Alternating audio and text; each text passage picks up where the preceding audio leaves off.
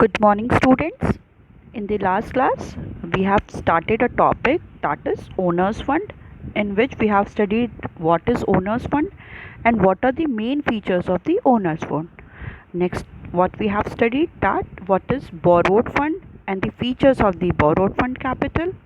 Next, we have studied what is the basic difference between the Owners Fund and the Borrowed Fund, and what are the different sources of the raising finance, and on the basis of the ownership. So it is divided into the two, the Owners Fund and the Borrowed Fund, and in which we have started the first source of the sources of the Owners Fund, that is equity shares. Okay, so we have also studied what is the shares, what is the equity shares, and the features of the so today we are going to study what are the different basic features of the equity shares. Okay, so let's start.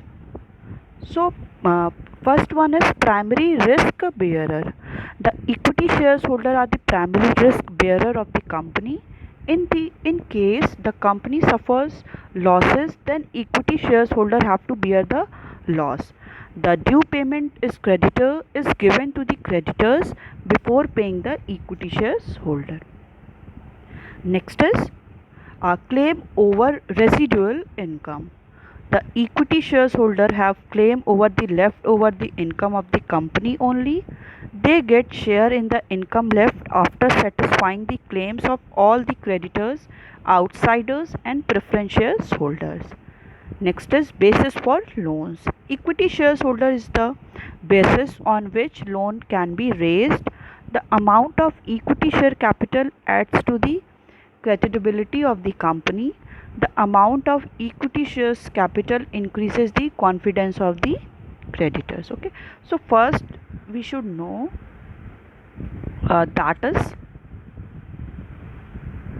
primary risk bearer. Okay, so the equity shareholder are the primary risk bearer of the company. जो equity shareholder होते हैं वो क्या होते हैं, company के primary risk bearer होता है, मीन्स वही कंपनी के सबसे पहले रिस्क को बेयर करते हैं.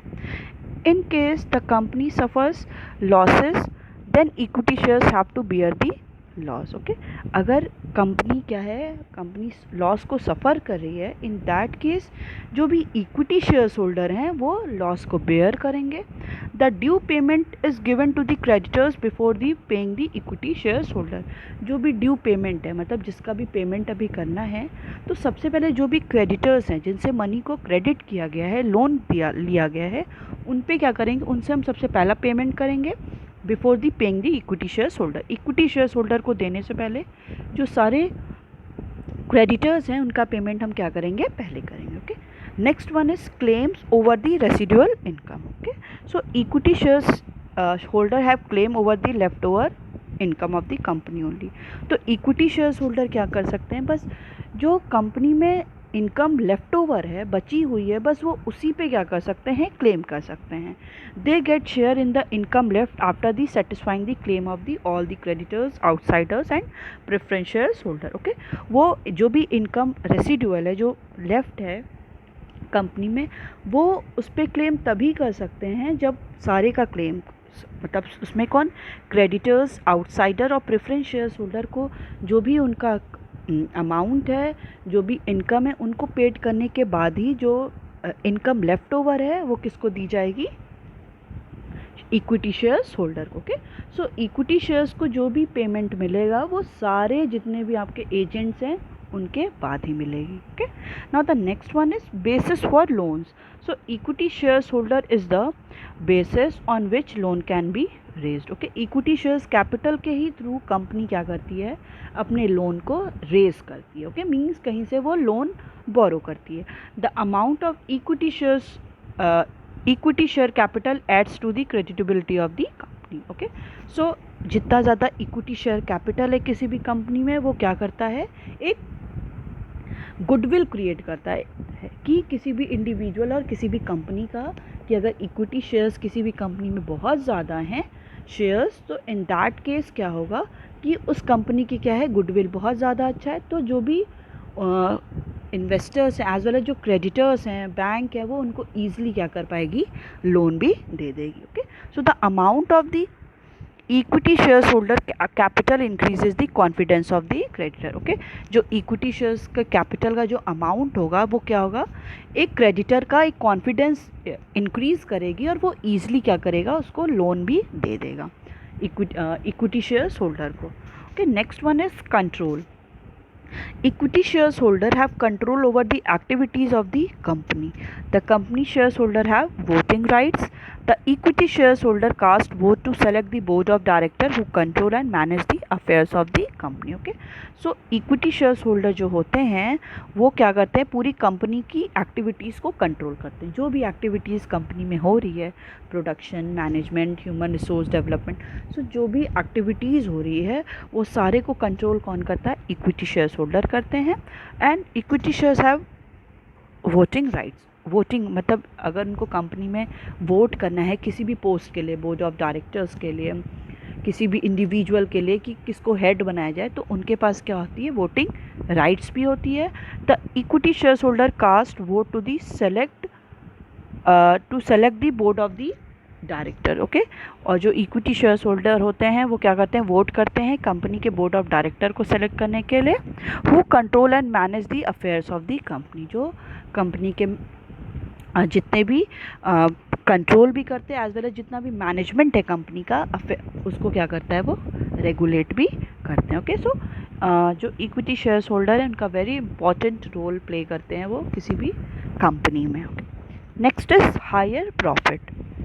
The rate of interest for the debenture holder and the rate of dividend for preference shares holder are fixed. At the time of profit, the debentures holder and preference shares holder get fixed income only, but equity shares enjoy a higher profit. Okay. So, in the case of borrowed capital, we heard the name that is debenture. Okay. So, debentures holder means the one who is holding the debentures.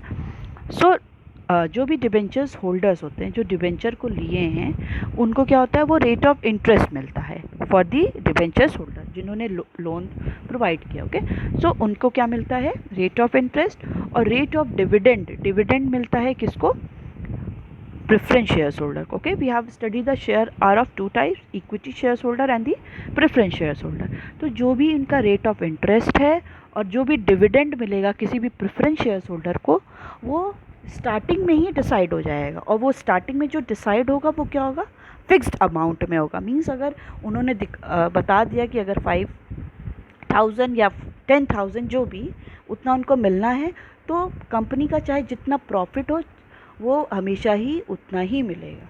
But in the case of equity shares holder, अगर company क्या करेगी, higher income profit होगा उसको, तो उसी के according equity shares holder का contribution भी इंक्रीज़ हो जाएगा, उनका डिविडेंड भी क्या हो जाएगा, इंक्रीज़ होगा।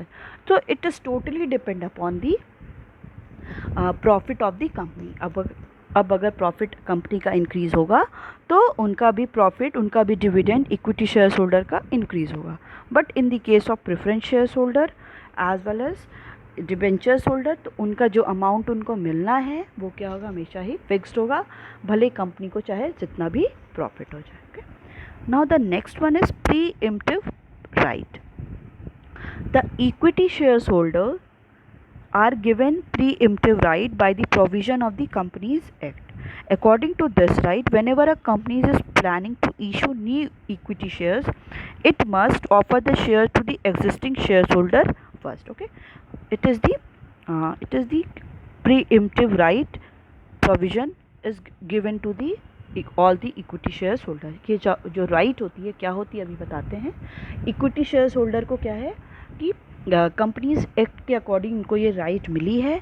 इस राइट के अकॉर्डिंग क्या होगा कि जब भी कंपनी, कोई भी कंपनी है, वो अगर प्लान कर रही है कि वो और शेयर्स को इशू करेगी, सो सबसे पहले वो न्यू जो शेयर्स है वो एग्जिस्टिंग शेयर्स होल्डर को, जो ऑलरेडी कंपनी के शेयर्स परचेज कर चुके हैं, उनको सबसे पहले वो ऑफ़र करेगी। ओके, जैसे I am just like a company, ABC company. Okay, अगर मेरे को कोई न्यू शेयर्स को इशू करना है, 5000 के 10,000 के शेयर्स को इशू करना है, तो मैं किसी नए पर्सन के पास नहीं जाऊंगी। जो ऑलरेडी मेरी कंपनी के शेयर्स को परचेज़ किए हैं, पहले मैं उनसे पूछूंगी कि आपको ये शेयर्स चाहिए।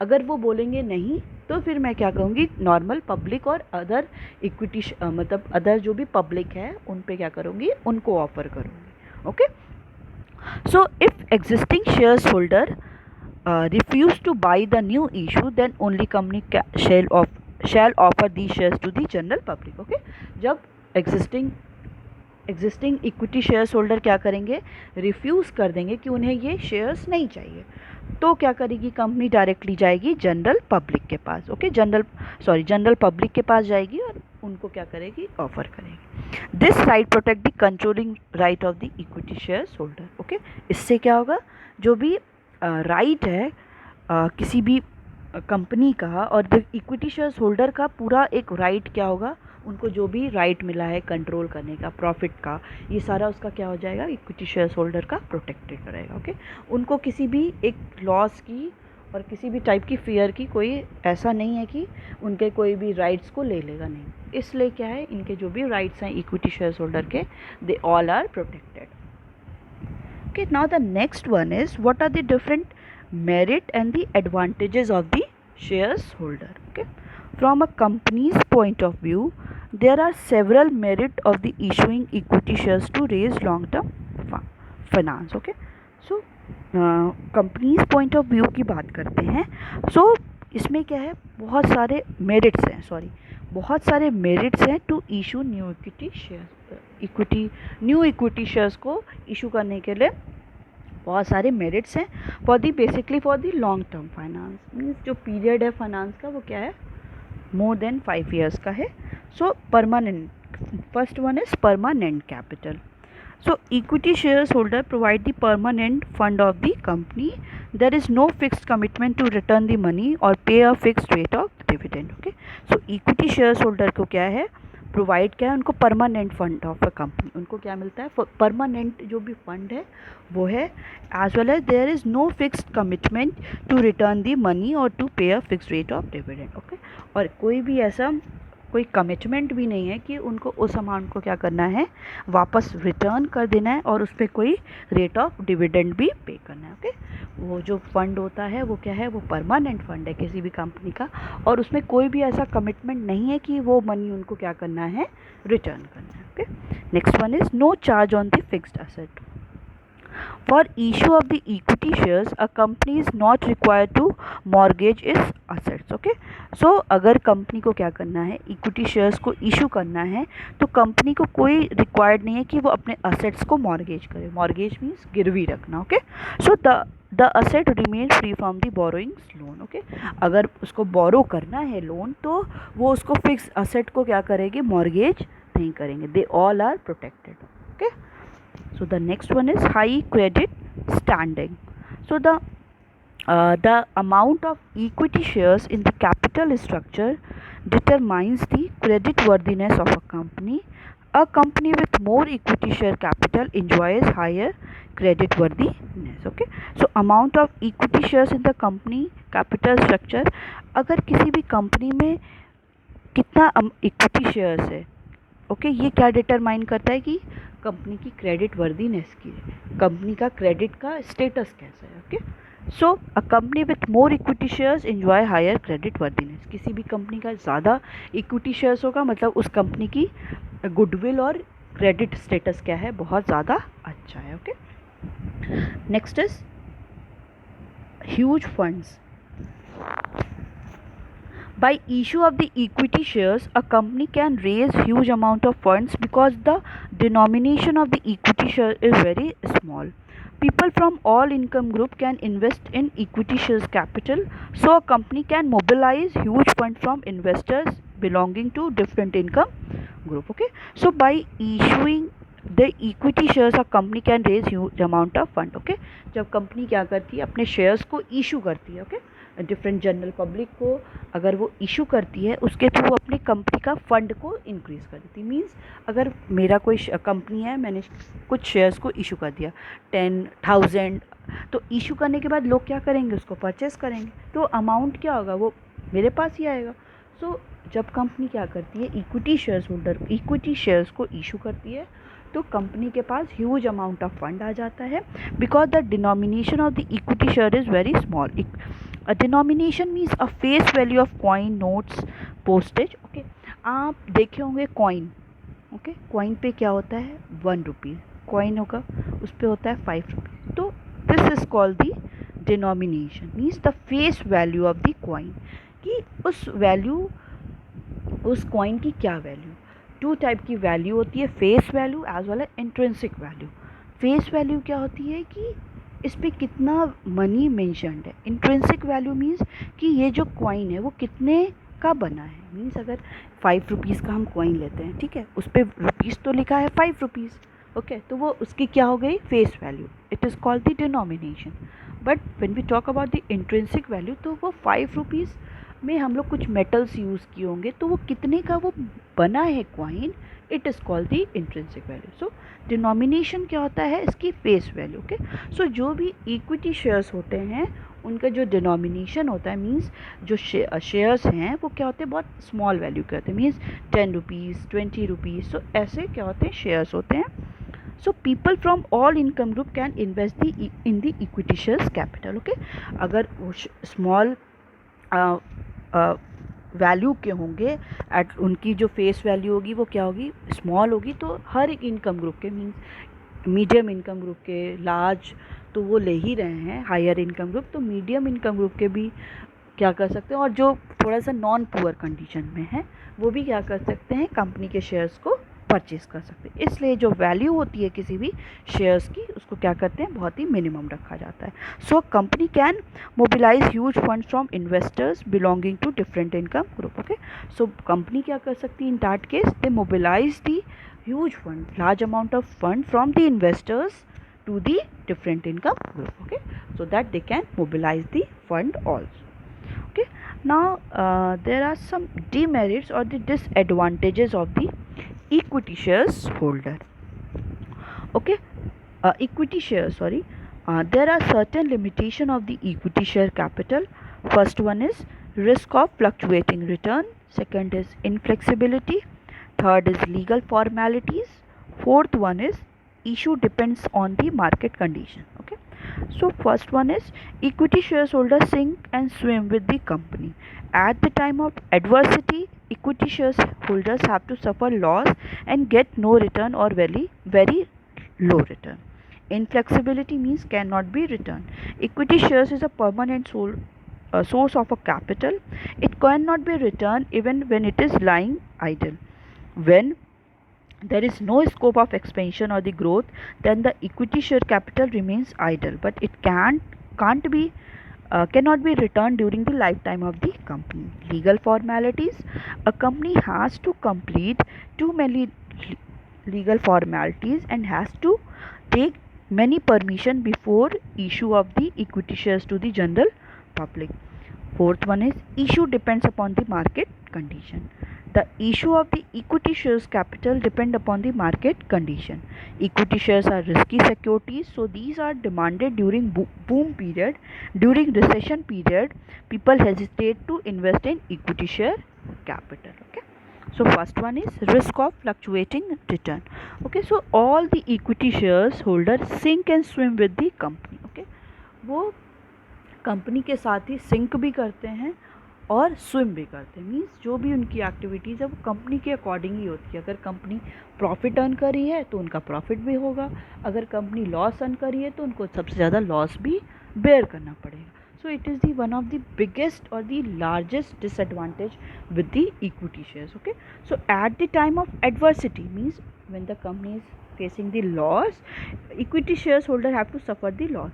जो भी इक्विटी शेयर्स होल्डर हैं उनको क्या करना पड़ता है, लॉस को सफ़र करना पड़ता है एंड गेट नो रिटर्न और वेरी लो रिटर्न। और उन्हें इन that condition they will get इधर नो रिटर्न और दी वेरी लो रिटर्न। उन्हें या तो एकदम ही रिटर्न नहीं मिलता और मिलता भी है तो बहुत ज़्यादा लो होता है। तो जो भी एक्टिविटीज़ हैं इक्विटी शेयर्स होल्डर की, वो कंपनी के साथ ही सिंक भी करती है, डूबना भी है और उसी के साथ स्विम भी करती है। ओके, उन्हीं के अकॉर्डिंग उनका प्रॉफिट भी होगा और कंपनी के अकॉर्डिंग ही उनका लॉस होगा। तो लॉस होगा तो सबसे ज़्यादा लॉस किसको बेयर करना पड़ता है? Equity shares holder. Okay, now the next one is inflexibility, which means can't be returned. So equity shares is a permanent source of capital, as we already studied in the features as well as merit. So it cannot be returned even when it is lying idle. Okay, so ये permanent source होता है capital का. So इसको क्या है, company क्या करती, कभी भी रिटर्न नहीं करती. Even when it is lying idle means उसका अगर वो यूज़लेस भी है, वो उसका यूज़ नहीं भी हो रहा है, तो भी कंपनी क्या करती है, उसे वापस नहीं करती, because it is the permanent source of capital, कि वो कभी भी उसको यूज़ कर सकते हैं. बट अगर उनको वो उसका यूज़ नहीं हो रहा है, तो इन दैट केस कंपनी क्या करती है, कभी भी उस मनी को और उस शेयर्स को वापस नहीं करती है. When there is no scope of expansion और द ग्रोथ, अगर कोई भी कंपनी का कोई भी एक्सपेंशन और ग्रोथ का भी ऑप्शन नहीं है, the equity shares capital remain idle. जो भी इक्विटी शेयर्स कैपिटल है वो स्टिल क्या होंगे, वो यूजलेस ही रहेंगे. But it can't be return during the life time of the company. But वो क्या है, कभी भी रिटर्न नहीं होंगे during the life time of the company. Company का चाहे वो 10 ईयर चले, वो 100 ईयर चले, वो कभी भी वो मनी क्या होगा, वो वापस नहीं होगा. Next is legal formalities. So company has to complete too many legal formalities and has to take many permission before the issue of the equity shares to the general public. Okay, so company को क्या करना पड़ता है, बहुत सारे legal formalities को complete करना पड़ता है. मीन्स पेपर वर्क, बहुत सारा परमिशन लेना पड़ता है. So they have to take many permission. Okay, उनको बहुत ज़्यादा परमिशन लेना पड़ता है before issuing the equity shares to the general public. General public को शेयर्स को इशू करने से पहले परमिशन भी लेना पड़ता है, as well as they have to follow the sum and too much legal formalities. Next one is issue depends upon the market condition. Okay, issue जो भी शेयर्स को इशू करना है वो ये इस पर भी डिपेंड करता है कि मार्केट की क्या कंडीशन है. मीन्स मार्केट क्या बेटर कंडीशन में है, मीन्स मार्केट इंक्रीज़ हो रहा है, डेवलपमेंट हो रहा है, ग्रोथ हो रहा है, और मार्केट क्या है, लॉस में जा रहा है. तो अगर लॉस में जाएगा तो कोई भी उसको परचेज़ नहीं करना चाहेगा. क्यों कोई अपना पैसे मनी को इन्वेस्ट करे और अल्टीमेटली लॉस हो जाए. अगर इकॉनमी क्या है, बूम की कंडीशन में, प्रॉस्पेरिटी की कंडीशन में, मीन्स हमारी इकॉनमी ग्रोथ कर रही है, इन डैट केस लोग ज़्यादा से ज़्यादा अपने मनी को शेयर्स में इन्वेस्ट करते हैं. ओके, अभी आप लोग देख रहे होंगे ये कोरोना पेंडेमिक के टाइम क्या है, ये इकोनॉमी हमारी लॉस में जाती जा रही. तो लोग क्या है, शेयर्स में बहुत ज़्यादा इन्वेस्टमेंट नहीं कर रहे हैं, क्योंकि उन्हें पता है कि ये हमारा जो मनी है वो क्या हो जाएगा, लॉस हो जाएगा. इन दैट केस कंपनी क्या कर, जो भी इक्विटी शेयर्स होते हैं वो it is totally depend upon the market condition. Okay, so the issue of the equity shares capital depend upon the market condition. Okay, it is totally depend upon the market condition. Equity shares are the risky securities. Okay, ये क्या होते हैं, बहुत ज़्यादा risky होते हैं. So that these are demanded during the boom period. Means तब economy क्या है, बेटर कंडीशन में होगी, तब लोग क्या करते हैं, इसमें इन्वेस्टमेंट करते हैं, परचेज करते हैं. ड्यूरिंग रिसेशन मीन्स जब प्राइस क्या है हर एक कमोडिटी की, रिसेशन मीन्स प्राइस क्या हो रही है हर चीज़ की, फॉल कर दी जा रही. इन दैट केस अगर वो इशू कर रहा है, अगर कोई जनरल पब्लिक 10 रुपीज़ में कोई शेयर को ले रहा है, ठीक है, और प्राइस क्या हो गई है, रिसेशन का पीरियड है, तो प्राइस क्या हो गई, वो ये एक्सपेक्ट कर रहा था कि उसने 10 रुपीज़ के शेयर्स को परचेज़ किया था तो वो 15-20 में हो जाए. बट रिसेशन के टाइम क्या हो जाएगा, वही 10 रुपीज़ का उसका शेयर 5 रुपीज़ में हो जाएगा. तो इन that case he will suffer the loss. For that purpose every individual, all the general public want to invest their money in the case of boom period, not in the case of recession period. Okay, so people hesitate to invest in equity shares capital. तो people क्या होते हैं, वो hesitate करते हैं अपने money को invest करने के लिए in the recession period. Okay, so it is the basically the all the equity shares. Now the next one is, we have studied that there are two type of shares. First one is equity, second one is preference. Okay, so we have completed the equity. Now the second one is preference shares holder. It is also the long term finance. Preference shares are those shares which get preference over the equity shares.